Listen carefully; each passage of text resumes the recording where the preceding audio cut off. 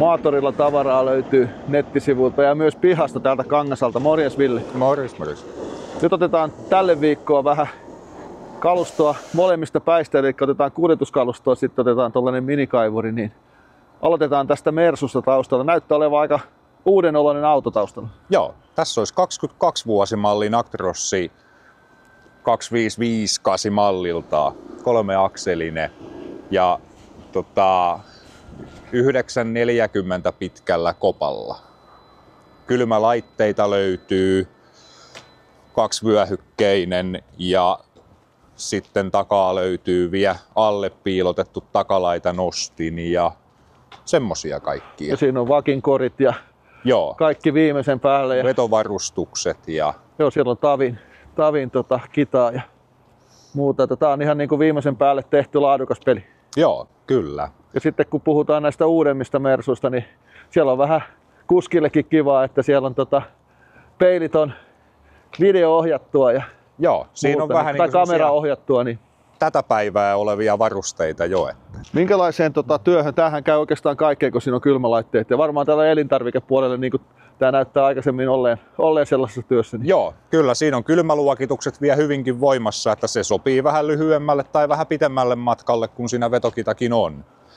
Ja jonkun verranhan sitä on jo käytetty toki, että siellä on se 550 000 mittarissa, mutta ei paljon päälle päin vielä näy. Ei, on se jonkun kilometrin mennyt, mutta sehän on niin kuin sisään ajettu silloin. Kyllä. Ja eikä toki hintalappukaan ei ole enää uuden veronen, että 73 000 plus alvi. Se on edullinen kyllä. Tämähän varmaan lähtee nopeasti pihasta, että pitää olla aika nopea kaveri, jos tämän haluaa itselleen. Kyllä, vielä ehtii joulusesongille. Ja siinä on aika tällä niin kuin Suomen teille tarkoitettu, niin siinä on RST-rautaa ja valoa on ihan riittävästi, että tällä näkee ja tällä pärjää ja uskaltaa ajella tuolla pimeillä maanteilla. Tähän vuoden aikaan vähän pimeätä alkaa iltaisin oleen, niin siinä on ratkaisu. Eli tästä Actrossia Villeltä laitetaan tiedot tähän alle, mutta käydään katsoa vielä. Teillä on, tietenkin kun maatorista puhutaan, niin teillähän löytyy niin kuin se kuuluisaan perämoottoriin asti kaikkea tavaraa. Niin joo. Tässä olisi sitten vielä ehtii, vielä ei ole maa jäässä, niin vähän vaikka pihahommiin tai miksei johonkin isompaankin, niin siinä olisi 6 tonnin JCP, 13 vuosimalli, sisään ajettu reilu 7000 tuntia, mutta siistissä kunnossa oleva kone, täysin toimiva, hyvin varusteltu, on rasvaria ja Propo-ohjattu Enconin tiltti on saksilla siinä ja S40 kiinnikkeellä. Se on tämän kokoiseen koneeseen niin aika hyvät varusteet. On kyllä ja on työvalot on kunnossa ja majakat ja kaikin puolin. Ja nythän on se hetki myös, kun kannattaa varustautua jo tulevaan vuoteen. Et ei edes kovin pitkä matka ole, että ollaan taas jo kevääs, vaikka talvi ei ihan kerennyt vielä alkaakaan, mutta silloin viimeistään niin tämä on kova peli. Kyllä, nyt kannattaa jo alkaa elätteleen toiveita tulevasta kesästä, niin siinä on myös ilmastointi. Siinä on ilmastointi, niin pysyy silloin kuuppa viileänä. Kyllä.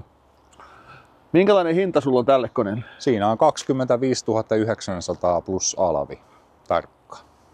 Eli sillä hinnalla saa tulla hakemaan, niin jos ottaa molemmat, niin tämähän melkein saadaan mahtuun tuonne Mersun kyyttiin. Se melkein menisi sinne konttiin matkalla. Ja pysyisi viileänä, kun on viileä kontti. Niin. Mutta ehdottomasti maatorille, ja teillä löytyy paljon muutakin, niin kuin näkyy tästä rivistä, niin koneita on pitkä rivi, niin kyllä. Ehdottomasti sivuille katsomaan. Ja täällähän ei ole kuin 2% meidän kalustosta, että kannattaa käydä nettisivulta katsoa laajemmin. Nyt siellä ollaan yli 1000 tuotteessa, niin sinne kannattaa mennä ja tehdä tilaukset. Ja jos on joku tuote, minkä itselle haluaa haaveillut jostain tietynlaisesta koneesta tai autosta, niin teihin yhteyttä, niin te hommaatte sen. Joo. Ja sulla puhelin soi, kauppa käy koko aika. Niin jatketaanpa tästä. Ota puhelu ja myy kone. Mutta toivottavasti se ei ole vielä toi Mersu, niin saadaan tää video. Ehtii nettiin. Hyvä, kiitos Ville.